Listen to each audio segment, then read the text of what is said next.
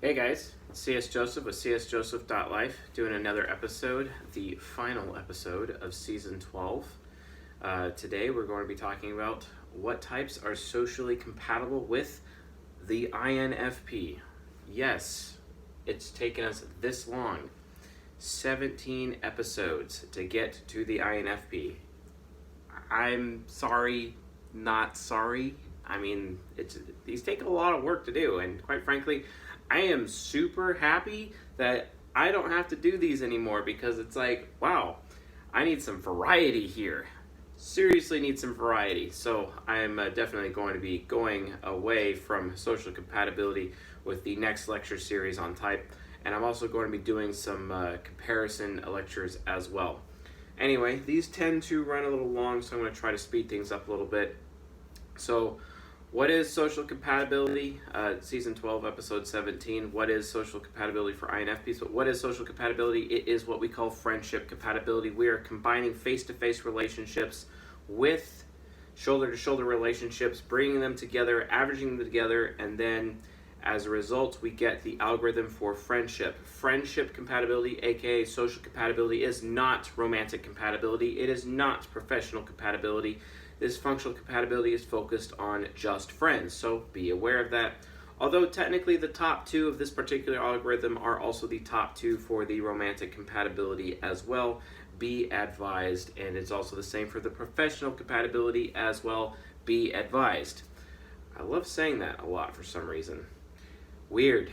Anyway, so with that in mind, that is how functional compatibility is basically when the cognitive functions come together, and the cognitive functions are in axis. Extroverted functions want to consume introverted functions. Specifically, an example, extroverted thinking wants to find introverted thinking.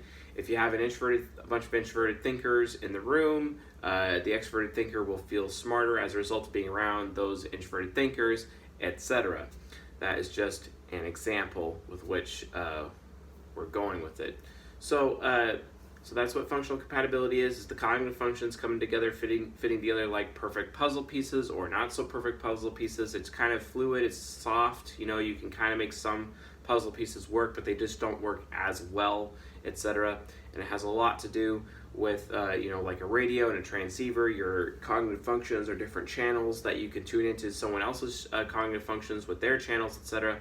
And sometimes you're able to broadcast really well or receive really well, depending on how much bandwidth is available. And the bandwidth changes depending on what level of cognition you have available in your mind. So to facilitate that, that's why I have my lecture on the 8 cognitive spectra, so you can understand how our minds work like a radio and how we're sending and receiving data like transceivers, mental transceivers. And that is how compatibility works in that regard. So, and as always, my disclaimer, compatibility is not the same as camaraderie. Yes, you could be two NFPs, an ENFP and INFP, and be like best friends, but that's because you have super high camaraderie with each other, which is very decent, more shoulder-to-shoulder weighted relationship, and not so much face-to-face. This is about kind of a more mixture of shoulder-to-shoulder and face-to-face, specifically for friendship within this form of compatibility. It is not the same as camaraderie. Socionics would like to state that duality relationships, so you being in a relationship with your polar opposite, is highest compatibility, when in reality that's actually super high camaraderie. It's not the same. We have camaraderie because our race, if we're incompatible with somebody mentally, we could still potentially have high camaraderie with them, which allows us to either learn from them, grow from them, do tasks together very well, and somewhat develop a friendship. But the friendship is based on camaraderie. It is not based on compatibility, which means the relationship may not be as deep and meaningful as most people would think it is, I guess. And it could potentially be more likely that it would be shallow or from a distance or at arm's length, etc. So just remember, when I'm doing these lectures, social compatibility has some specific caveats to it. And these caveats are, it's based on friendship. This is not romantic. This is not professional. And compatibility is based on cognitive functions fitting together very well for deep, meaningful friendships, and compatibility is not the same as camaraderie. That is a different form of coming together between the types, and this is usually because of similar traits like similar temperament, similar interaction style, being INJs together, or INPs together, or NTPs together, or SFPs together, or SFJs together, etc., etc.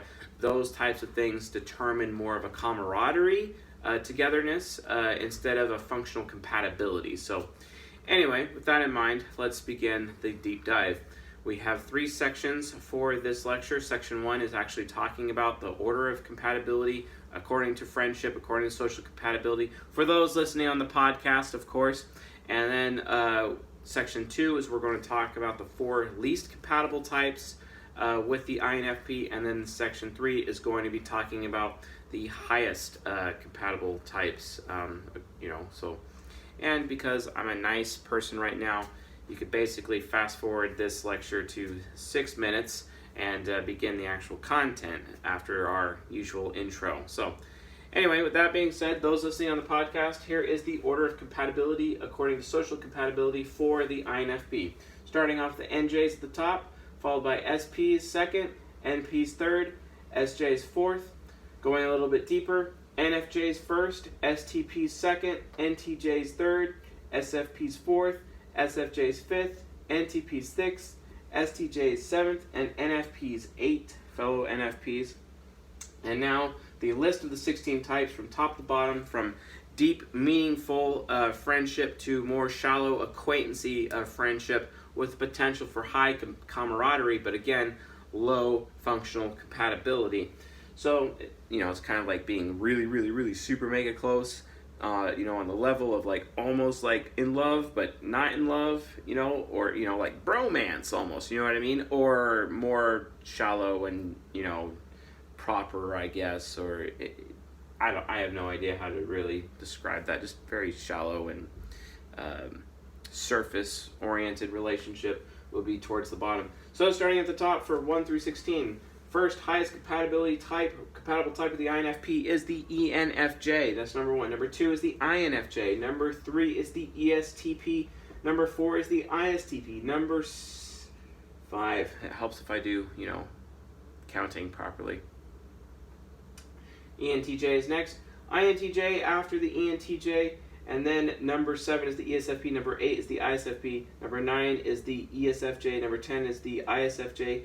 Number 11 is the ENTP, that's me. Number 12 is the INTP. 13 is the ESTJ. 14 is the ISTJ. 15 is the ENFP. And 16 is the INFP. So there you have it. That is what this algorithm output is for the 16 types in order of social compatibility for the INFP, aka the dreamer. Remember, INFPs are behind the scenes type, or also known as background type. So they are informative, responding, control, just like the INTP, which is what we did yesterday. They go at their own pace because they're very control oriented. They're very responding. They like it. They prefer it when people come to them instead of them having to go to others for information. They like to be informed, but they also like to inform others and keep other people informed. It makes them feel good when people think highly of them in that way. So they want to bring information to those people that would increase their status and cause others to think highly of them as INFPs, which makes them feel good. It makes them feel even more so obligated to their own selves to basically continue to share that information as it builds up their status for them and their reputation amongst those closest to them and even those not so closest to them, so that they can really revel in that personal status, in that personal principled approach.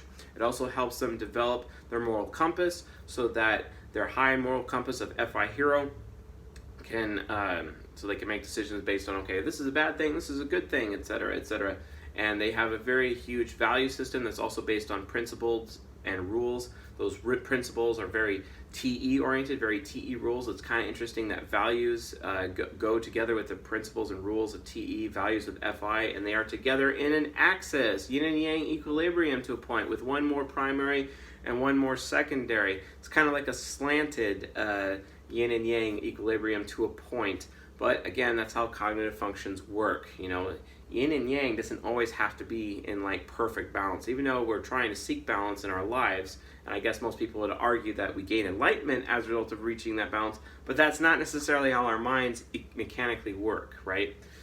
So it's like having a Venn diagram and one of the circles is slightly smaller than the other one. Okay, that's basically what that means. So just be aware of that as we're talking about cognitive functions. So anyway, they are also the idealist, all about trying to bring in the ideal, perfect world. INFPs live in a little dreamland. They're constantly daydreaming all the time. They want to bring their ideal or aspects of their ideal dreamland into reality so that they can have it in reality and not just their ideal little dreamland, in a world where there's no war and there's always world peace and people are always so caring and they always think so highly of the INFP and they all believe that the INFP is the best person ever, and because of their guidance and their personal philosophy, the INFP is able to change the world overnight, and then all of a sudden we have this ideal utopian society with which we live in, right?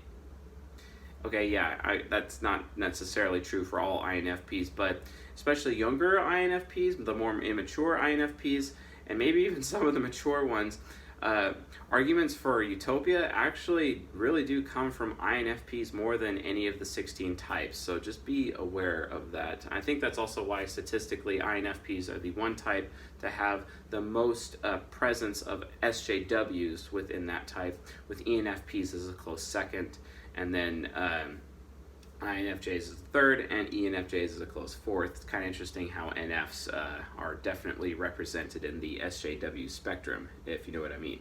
So anyway, with that being said, let us now explore the bottom 4 types that are compatible, or least compatible, with the INFP, aka the dreamer. So we have INFP plus INFP.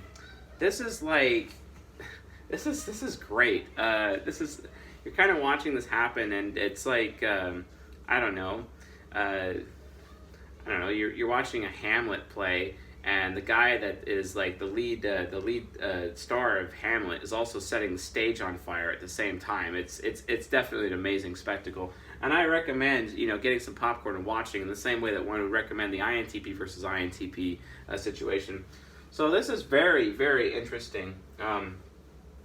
This INFP is telling this other INFP, wow, you never make me comfortable, and I am never in the mood to deal with you. And it's like, well, you just never are motivated to do anything. You're the laziest person I've ever met. No, you're lazy, actually. Maybe if yesterday you actually got something done, I would be more motivated today to do something. But because you didn't do anything yesterday, I am so not motivated to do anything today.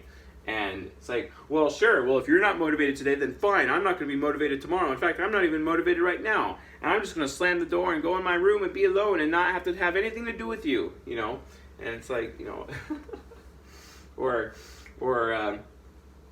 wow, why do you think so little of me all the time? Well, it's because you think so little of me all the time. It's like, well, but I'm such a moral person. Don't you benefit, me being around with my glowing personality? No, I don't need that because I have a much more glowing personality than you do. What? How could you say that? I didn't know that you felt that about me. And it's like, well, I think it would be obvious by now because I'm never motivated. There's no way I'm going to make you comfortable, and I know you don't make me comfortable, so I have to be the one that makes me comfortable all the time. It just goes on and on and on and on and on, and it just becomes a comparing dick contest. One INFP believes they're more moral and more capable or more organized than the other one. The other one starts believing the other one that they're more smarter than the other one, and that their personal philosophy is out of date, and it's not up to date, and it's a problem, and it's just absolutely insane. The INFP is super insecure that the other INFP might be stupid. They're afraid that the other person is stupid, but this INFP is afraid that this one's stupid as well. And then worried that this other INFP is a bad person, and then this INFP is also worried that that person's a bad person too, and it's just not going to work. And this INFP is looking for comfort from this INFP when this INFP is looking for comfort for this one. They're both looking for comfort from each other, and it's like, wow, that's really going to work out. Wow, INFPs, you should definitely have friendships with fellow INFPs as you're trying to look to the other person to figure out who's making who comfortable. Hey, maybe we should have a schedule. One INFP A has Monday. Okay, on Monday, you're going to make me comfortable, right? And then on Tuesday, I'll make you comfortable, right? So then on Monday, INFP A definitely makes INFP B as comfortable as possible, totally hoping that the next day, on Tuesday, that they're going to be made comfortable. But, the first INFP was so comfortable and just so happy about that the next day that they just kind of were such in a great mood that they kind of forgot about, making the other INFP comfy. Well, then it's just completely leads to even more conflict. Great. Yeah, not the best. So, not a relationship I recommend. There is a lot of interference, cognitive functions, shortest distance between 2 points of a straight line. FE is trying to eat FI. NE is trying to eat NI. There's lack of motivation there, trying to provide warning. It's like, well, I'm safe enough already. I don't have to listen to you. And there's a lot of interference and cross sections and intersections between the other cognitive functions, trying to get to where they're going. And they have to find all of their cognition within the shadow. Definitely not a relationship I would recommend for friendship. No. And then we have the INFP and the ENFP, which is like, oh, we could be sisters, or oh, we could be brothers, and quick, let's go manipulate people together and change their minds and adjust their beliefs according to our beliefs. And then because once they're believing things for us, that means they'll take us out to eat, and then we'll be able to have a really nice dinner because we got these people, convince these people to think really highly of us, even though we're not really that great, but we're not going to tell them, right? And I've actually seen that happen. I actually have personal experience with 2 NFPs getting together, coming up with a war plan to convince some guys at a bar to take them out, and convince them to take them out to like this, be like, oh, hey, we really want to go to Ruth's Chris because we definitely want a really nice dinner at steak tonight, and we'll definitely make it worth your while. And then the guys totally fall for it, and then like no one gets laid that night, if you know what I mean. It's because the girls just basically left the table and left them with the bill, and they had absolutely, they got completely screwed, and the girls are walking off, and it's like, yeah, because that's what happens when NFPs team up. Because remember, in the absence of explanation or communication, perceptions become reality. So NFPs just start marionetting people around them. And it's because they could see what people are going to do before they do it. They also could see what people are thinking. They can adjust the thinking of other people around them. It's a form of thought manipulation, right? Oh, I can't believe, Mr. Joseph, that you're calling me a manipulator. And I'm like, okay, listen. All social interaction, 100% of social interaction, all of it, positive or negative, is manipulation. I don't care about the negative connotation, and I don't care how you feel about it. That is a fact. 100% of all social interaction is manipulation, positive or negative, whatever. I mean, why the hell do you as NFPs actually bother, putting on a good first impression? That in its own right is technically manipulation. That's a fact. So again, don't freak out and have some negative emotional reaction to me just being all like, hey, you're being manipulative, because technically everyone is manipulative. So it's not like, and I've called out plenty of types for being manipulative, so including my own. So pipe down. It's not really that bad. It's okay. It's okay. So INFPs, ENFPs, super high camaraderie because they're both NFPs, and they could definitely be the dynamic duo, and they could totally take some people out together, and it gets pretty interesting, especially in finances. I've seen some really awesome con man stories or con jobs about NFPs teaming up together and doing these huge elaborate cons and actually pulling them off, and it's just unbelievable to see. And that's the power of when these two get together from a camaraderie standpoint, because they just really know how to work the crowd. They really know how how to adjust people's thinking. They know what people want. They know their passions. They know what other people desire. And then they could just, put those little desire carrots out there and adjust their thinking, introduce additional stimuli, and then predict how these people will behave all the way through. And they're literally marionetting them. It's a form of mind control. And it's the most amazing thing to watch, is these NFPs literally mind controlling other people. It's interesting, and I've even fallen prey to it at one point in time. Luckily, I got up and left before I paid for anything or ordered anything at that point in time, if you know what I mean. So, but anyway, what's the problem here? When they get together and they're trying to have a friendship, it's the ENFP's criticizing the INFP. You're not a good person because you're not making me comfortable, and you don't think highly of me. You never think well of me, and I do so much for you. And the INFP's like to the ENFP, what are you talking about? I do so much for you. I'm worried that you're not a good person. I think you're the most selfish human being in the world. No, I think you're the most selfish human being in the world. And that's the thing.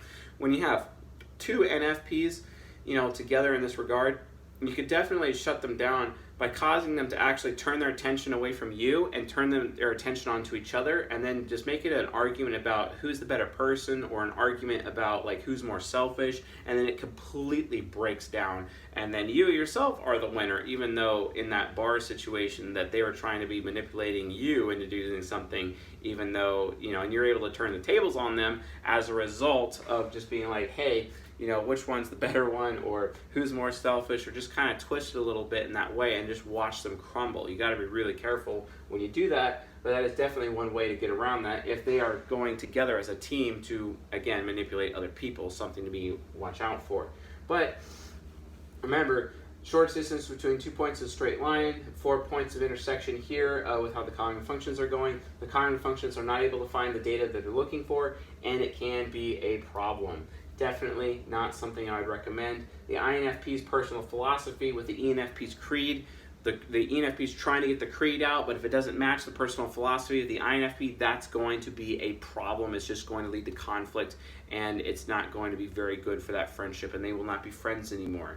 And to the point where they will cut them out of their life, or actually, quite frankly, it's not even direct. What they'll do is they'll just ghost each other, because that's what NFPs do. They just ghost people for some reason. I hate it when they ghost people. So what I like to do sometimes, knowing that I'm about to be ghosted by an NFP, I ghost them first, and then that really gets them going, if you know what I mean. So, yeah, NFP ghosting. It's good times.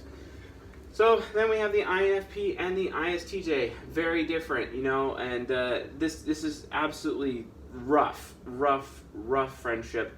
The INFP is trying to motivate the ISTJ, and the ISTJ is afraid of what the INFP might do, and the INFP never communicates their intentions to the ISTJ, which keeps the ISTJ in a state of fear and in a state of uncomfort. The INFP starts to dislike the ISTJ because the ISTJ is always like so smart, so much smarter, blah, blah, blah, and it just turns into a competition. Well, you may be smarter than me, but I'm more moral than you are, which really pisses off the ISTJ FI child.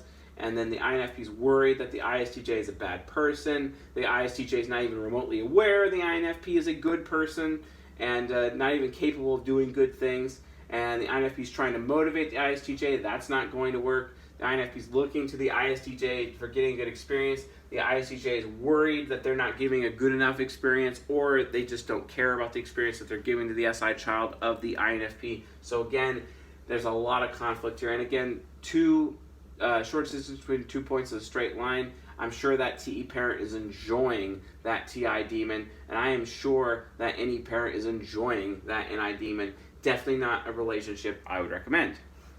And then we have the INFP plus the ESTJ. That's really good, because this is like literally competition. And yes, they will accuse each other of being lazy. They will accuse each other of not knowing what the other person wants. They will accuse each other of, you're not making me comfortable, or you are just so uncomfortable all the time. And they'll be accusing each other. It's funny watching an ESTJ tell an INFP that they're ugly. That I have witnessed that in like a professional setting.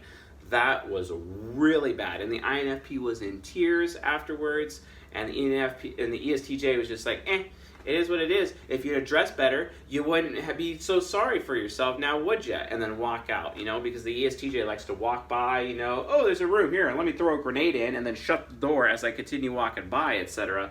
And that's literally what happens to the INFP in this regard. The ESTJ can be insanely cruel because the ESTJ doesn't give a damn how the INFP feels. But for some reason, socionics says that this duality relationship is the number one for INFPs. Could someone explain that to me? The INFP is all about how they feel, but the ESTJ doesn't give a damn how the INFP feels. So tell me, socionics, how is it possible that it's the number one relationship for INFPs? Can someone explain that to me?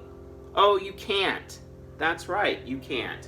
Anyway, it's just absolutely ridiculous to me. And the INFP is afraid that the ESTJ is stupid, and the ESTJ is already worried that they're stupid, and the ESTJ is already afraid that they're a bad person, but the INFP is just worried that they're a bad person. It's like the INFP has already made up their mind about the ESTJ. The INFP is not there to support the ESTJ at all, so the ESTJ ends up going even more afraid of being a bad person. They do not feel emotionally supported by the INFP, and it just turns into hell. It's absolutely horrible. And the ESTJ, any child, is trying to motivate an I critic. That's impossible. That's not going to work. You know what I mean? And the ESTJ is looking for some stimulation from the INFP. That's not going to work because the INFP is not a stimulating person. They're more of like, they could be academically stimulating, but the ESTJ already views themselves as an academic. So why do I need to pay attention to an INFP if I've already got all my academia? And in fact, I could prove on paper that I'm even more academic than they are from an ESTJ point of view, right? So again, shortest distance between 2 points is a straight line. Look at all of that interference. They're like all trying to tune in to where they're going, but they got to go the furthest possible distance because they're polar opposites. But for some reason, Socionics says this is the best. Why? I don't know. It's like I get so triggered over that. So triggered.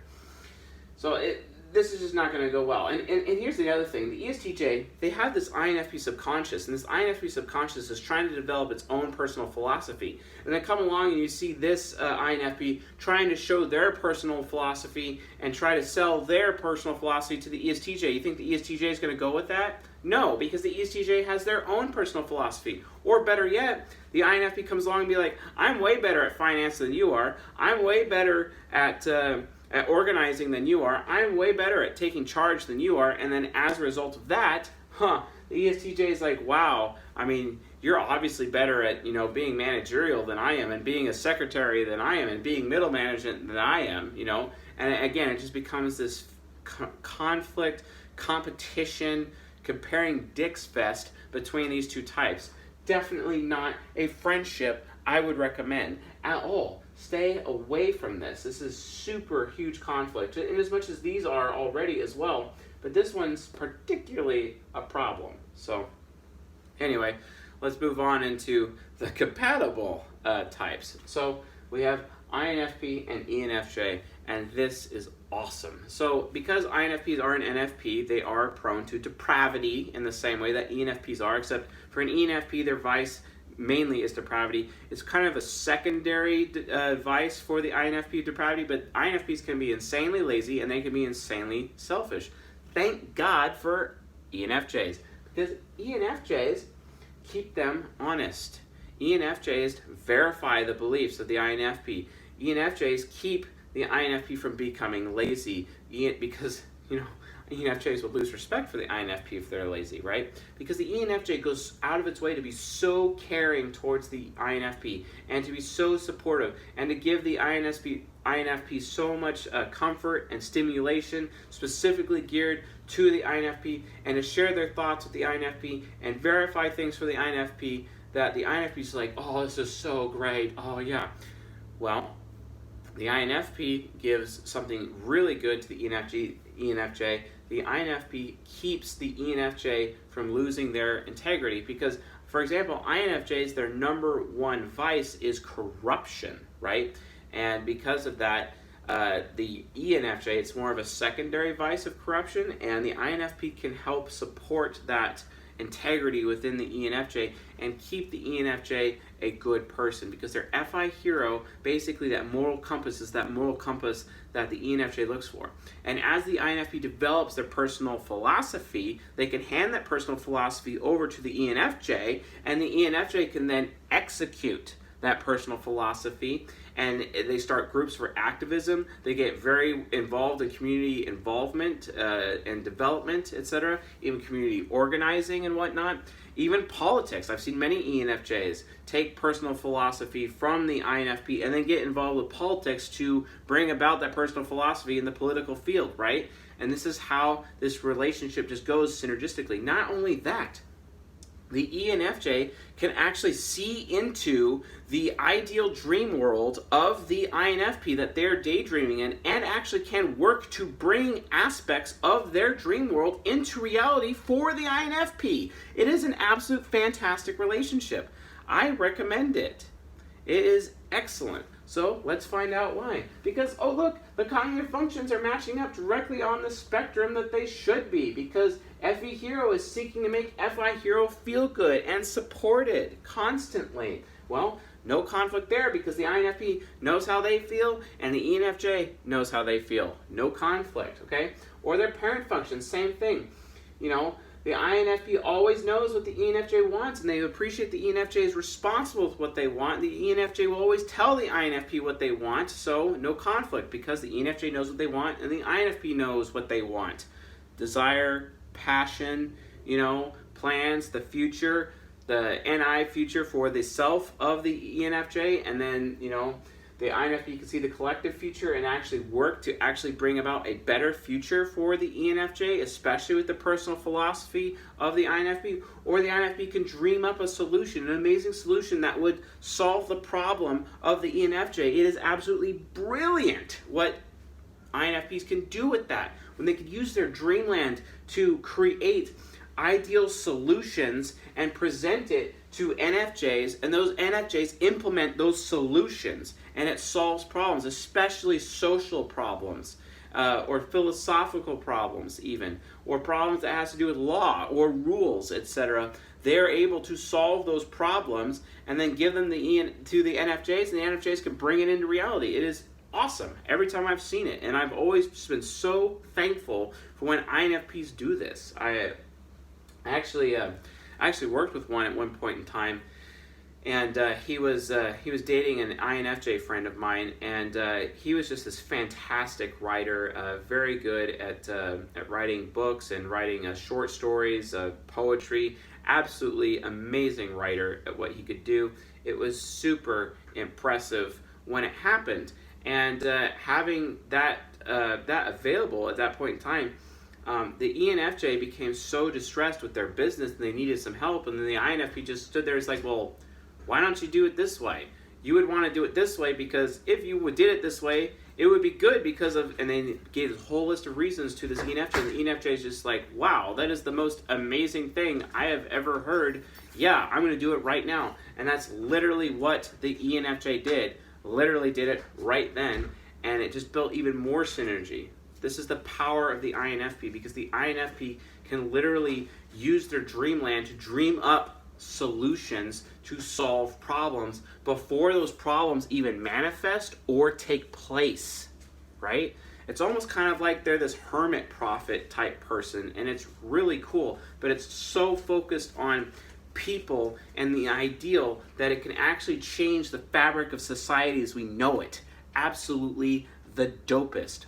I mean, let's be honest, I'm not very compatible with INFPs, but I have a lot of respect for them with what they've been able to do. And especially within education as well. I knew an INFP that I was kind of close with and whatnot, and he was a professor at a local college, and he also developed his personal philosophy, and he was also able to solve and provide solutions to some major social issues that we were having within the community, to the point where the poor was being supported, the needy was getting fed. It was absolutely amazing to see what he was able to do just from a classroom in a college, because he was able to inspire and bring inspiration to his students to be able to make changes in the community.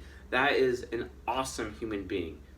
So it's kind of interesting. Can you see what I'm going with this, guys? Like, INFPs at their worst, they could be super mega manipulative and super selfish and depraved in that regard, but when they are focused outwardly on others and they're not being selfish, they really can, their personal philosophy can really be the bridge that is built that can save and change lives, right? And that's how this relationship is so important, because, like, the INFP is literally handing the blueprints to this bridge to the ENFJ, and the ENFJ is getting their hammer and they are building it out. That's why this particular relationship is so important. It literally has the capacity to change the world, and this is what INFPs offer in conjunction with NFJs, right? So let's do another one. So the INFP, they're so focused on their comfort zone. They need to be comfy. They need to have the opportunity to experience new things, but do it on their terms, not to be forced against them, by other people. And the ENFJ focuses on making them as comfortable as possible and giving the best possible experiences over and over and over again, even if the INFP wants to experience the same thing over and over again, which they typically do in some cases because it's part of their comfort zone, right? But the ENFJ knows that if the INFP is getting stagnant, the ENFJ will change things up a little bit and provide additional challenge to the INFP to get them out of that rut that they're in. And then once they're out of that rut, they can actually live life better and be more productive and actually dream up additional solutions to solve problems, especially people-related or social-related problems, etc. And so the ENFJ knows their INFPs so well, can read them like a book so well that it knows specifically when to introduce that stimuli that might take that INFP out of their comfort zone, but again, they're not stagnant anymore, and then they can go back in their comfort zone again, but this time they're not stagnant. And it's really great to see when ENFJs do this, because ENFJs are amazing mentors, and they can mentor INFPs and train INFPs, especially in areas of like fashion, for example, to get them going, to keep INFPs contributing. That's the thing. To get them out of their selfishness and keep them contributing. That's the power of the ENFJ in this relationship. And then once the INFP is in contributory mode, the contributions are astounding almost every single time. It is so great to see them do that, and it is so great to just see their heart poured out before all of the people and for the people in their community based on their personal philosophy, and how that philosophy can help people not just financially, it could change the laws, it could, to get people the help that they need, etc. And it really, even academics, like with children, etc., and getting children to make sure that children are being properly educated, and not left behind or abandoned, etc., by the education system. INFPs are there to basically stem the tide and make sure that their personal philosophy is up front and center, so that people know that that is not a principle that they should be going around, so for the sake of the children getting the education that they need, for example. And again, that is a result of this relationship.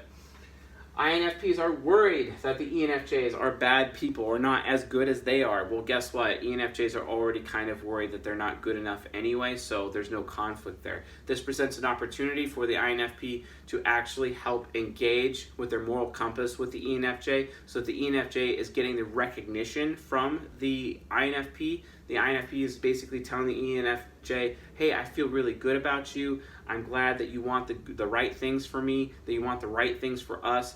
You're such a great friend, and I really appreciate your support. And staying that appreciation keeps the ENFJ so focused on the moral compass and able to do what they're supposed to do in that regard.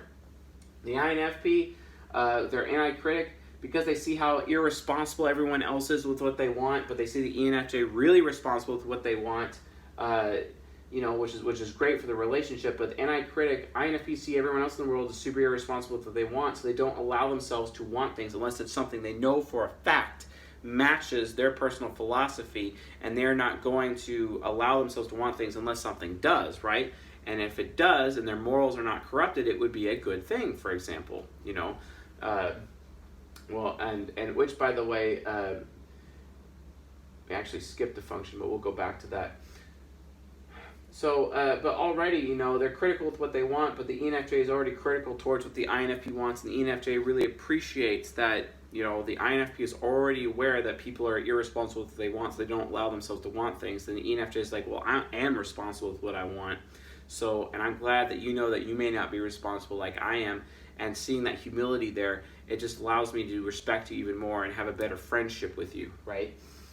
And then the ENFJ has a hard time remembering things, so it likes to use the INFP as a walking totem, a walking, library to remember things for the ENFJ. And it also allows the INFP to gain additional training, especially in social situations or with their dress, with their fashion, to make even better first impressions with people. The ENFJ definitely provides that support for the INFP. And then also, because the ENFJ doesn't remember things, the INFP remembers things for them, but the ENFJ just is not really aware of the experience, the sensations they're having, because they're more focused on outward, more focused on giving sensation instead of receiving sensation, but the INFP doesn't really care about that either, so no conflict. And the INFP does not really give a damn about what they think, and good thing, because the ENFJ doesn't give a damn about what they think either. So it's actually the other way around. Because TE inferior, the INFP is afraid, actually has fear in them that the ENFJ is going to think less of them, and the ENFJ is already afraid that what they think may be incorrect anyway, so they spend a lot more time thinking about everything. So again, there's no conflict there. And then the ENFJ is always able to go to the INFP and be like, I think so highly of you, right? Which totally makes the INFP just go, yeah, this guy totally thinks highly of me. Yes, I feel so good about that. You know what I mean? And that it just produces a lot of synergy between the two of them, a lot of electricity, a lot of positive, negative polarity that just, brings them together, super complementary instead of being repulsion. There is no repulsion here. Although conflict can come, it is rare. The relationship, because they're so together, because they're so able to tune each other and read each other like a book, it could be an explosive relationship with lots of fireworks, and it's absolutely amazing in every way that you could think of. But because of that, it has potential that, if someone is lacking maturity here or there, or if human nurture kicked in because of bad experiences in the past, maybe jumping to conclusions here and there, there can be the propensity of pain, just like there is a propensity of pain in any relationship, and the pain would be super great and super cutting and super deeply cut in that, because they are just so integrated together, and it just hurts even more, right? Well, luckily though, because of how all the positive things is that even if that may be even that conflict comes, it may be fleeting, and then they'll just come back together and it'll be okay, because they recognize that they are basically made for each other as a result. You know what I mean? So no issue there. Now we have the INFP, the INFJ relationship, which is literally identical to the ENFJ relationship. The difference is that instead of functions directly talking to each other across, they are talking from the parent to the hero, which has built-in humility and built-in respect in these functions, because the INFP just really looks up to the INFJ and how willful the INFJ is, how desirous, how passionate the INFJ is, and the INFJ looks up to the INFP like how moral they are and just absolutely awesome in that way, and the INFJ looks up to the INFP because of how comfortable they are all the time, and how the INFJ never has to worry about whether or not they're making the INFP comfortable at all, because they just know that whatever that they do, it's not going to cause any damage to the INFP in that way, because they're still going to be comfortable with them at the end of the day. And they really like how the INFP is just this solid rock, this solid terra firma that they could stand on. The INFP being the master of consistency, basically, kind of like that Mount Hermit that is levitating above a still lake in a trance, meditating hard, and then the INFJ comes by and throws a rock, and the rock, their meditation is so strong that the rock doesn't even make contact with the INFP, and then it just falls into the water, and the INFP doesn't even notice, and is still within their trance, etc. And that is literally, that relationship right here. And it's just absolutely great. They work out very well together. And the INFP really appreciates how honest and thoughtful the INFJ is, in the same way the ENFJ is super honest and thoughtful with the INFP, because the INFP is just like, oh wow, I'm so glad to be with such a thoughtful and caring person. You know what I mean? And that's, and that this person is my friend. I really, really value them. That's what the INFP has in that position. And the INFJ exists also to verify the belief system of the INFP, to make sure that the INFP personal philosophy is good and it stays good and it's not corrupted by moral corruption or corruption of rules or corruption of principles, in the same way the ENFJ does for the INFP as well, because there is verification of belief systems there, which is excellent. The INFJ is worried that that people may betray them with their any nemesis, and they have that built-in paranoia, that INJ paranoia through any nemesis. But the INFP is not really worried about that, because they do not allow themselves to want things. The INFPs do not often betray people, although yes, they do have the vice of disloyalty, but that disloyalty doesn't come out unless there's like a huge pattern of behavior and a lot of wrong ahead of time. And if there's this huge pattern of behavior and the NFJ has not spent enough time to actually remedy the situation, sorry, that's cause for me to end the relationship. And so the INFP goes and they end up with somebody else like that. And then the INFJ is like, well, you betrayed me. And it's like, no, actually you had a pattern of behavior. There's 4 separate instances where you did these things, and I already told you not to do these things. What am I supposed to do, right? And then the INFP moves on from the INFJ at that particular moment. And it was the INFJ who was basically paranoid of the INFP. It created a self-fulfilling prophecy, It's like when the INFJ accuses the INFP of cheating over and over and over and over, and then the INFP sense of, well, if I'm going to do the time, I may as well do the crime, right? And the INFJ's paranoia of that was accusing the INFP of cheating actually ends up causing the INFP to cheat because the INFP is so sick of being accused of cheating to begin with. See what I'm saying? Self-fulfilling prophecy. That is an issue. NFJs need to be aware of the actually all NJs need to be aware of the self-fulfilling prophecy in this way, because your any critics and your any nemesis actually can create self-fulfilling prophecies where you are literally creating the situation you are trying to avoid. Don't do it. So, with that in mind, the INFP is worried that the INFJ may be a bad person. Well, the INFJ is very critical towards his self-worth anyway, so there's no conflict there. And there's no conflict with what the INFP wants. They're not going to betray the INFJ. They're very loyal to their SI child, provided they stay comfortable around the INFJ, and the INFJ appreciates that they're comfortable because it allows them to be more comfortable and engage them, especially in the bedroom, because the INFJ doesn't have any performance anxiety, and SI child just completely eliminates all the performance anxiety on the part of the INFJ in the bedroom, especially with an INFP. It is fantastic. Absolutely fantastic. And I have known some INFJs personally who have had many bedroom experiences with INFPs, and they say it is exquisite. And, well, I'm going to take their word for it. So, moving on. The INFJ does not really care about what they're experiencing, and the INFP is just not aware of what the INFJ is experiencing, so no conflict. And the INFP does not give a damn about what they think, and the INFJ is not really aware of what they think, so again, no conflict. The relationship is, it works out. There's built-in humility and built-in respect amongst the functions, because they look at the other function as like they're higher, and they're like, well, I'm a little lesser, but they're higher here. But hey, I'm your higher over here, and you're my lesser over here. So it ends up being a really good relationship. Definitely one I recommend. And then the number third slot. Wow. The number 3 slot, INFP and ESTP.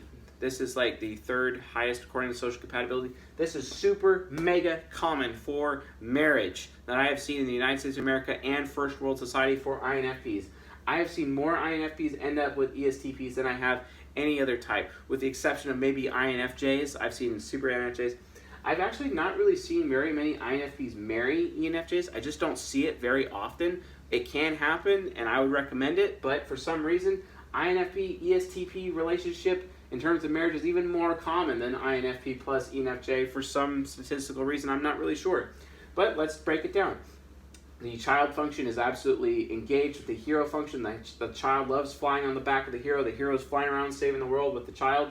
Works out great. The parent functions are parenting the inferior functions and developing the inferior functions, making them better. The ESTP is making the INFP super intelligent. ESTP is like, hey, you should read this. And then the INFP is like, okay, yeah, I'll read it. And then the INFP reads it and they become stronger. Because remember, INFPs, if you want to become smarter, if you want to become the most capable and absolute most capable that you could possibly be for your own selves, you need to read and read and read and never stop reading for the rest of your life. You should always be reading every single day if you're not already. And the ESTP knows this. Remember, ESTP's job, their primary goal in life, and ESTP's primary purpose in life is to make other people stronger, right? So when they see INFPs, and INFPs are typically seen as weaklings in the eyes of ESTPs, the ESTP will rise to the occasion, come to the INFP, and teach them and make them stronger, right? And that's literally what's happening in this relationship. The INFP is made stronger by the ESTP, but the INFP is able to make the ESTP become more human. That's the key. Because FI Hero definitely provides FE Child with that moral compass so that the ESTP can become more socially developed, so that when they're trying to make other people stronger, that they're not actually crushing people under them instead, but actually able to interface with them and be more like the sage on the mountain, the INFJ. And it helps build up the ESTP INFJ compass or subconscious so that they can interface with people more. And through the INFP's guidance in a social situation, the ESTP becomes more effective, especially spiritually speaking, socially speaking, idealistically speaking, and being able to improve other people and make them stronger. The INFP is able to supercharge the ESTP in this manner. And the INFP is able to gain more intelligence as a result. The ESTP seeks to make them more comfortable, and this relationship is basically a supercharger of synergistic personal growth between the two of them. They are able to reach their goals, their dreams together. They are able to have super high synergy in such a way where they are able to grow. It's all about self-growth, self-development, self-improvement as a result, right? And that is here in this relationship. Now the INFP, ISTP, super similar. Very, very similar to the INFP, ESTP. The difference is with the ISTP is that you have to be careful because the hero function could be really big and crush the inferior function. So in this relationship, which is basically identical to INFP plus ESTP, but in this relationship, you have to be communicating constantly. You have to make sure that you have a lot of maturity. You have to make sure you have a lot of patience, especially for the INFP, because the INFP could tell the ISTP, hey, you're a bad person, which is just only infuriate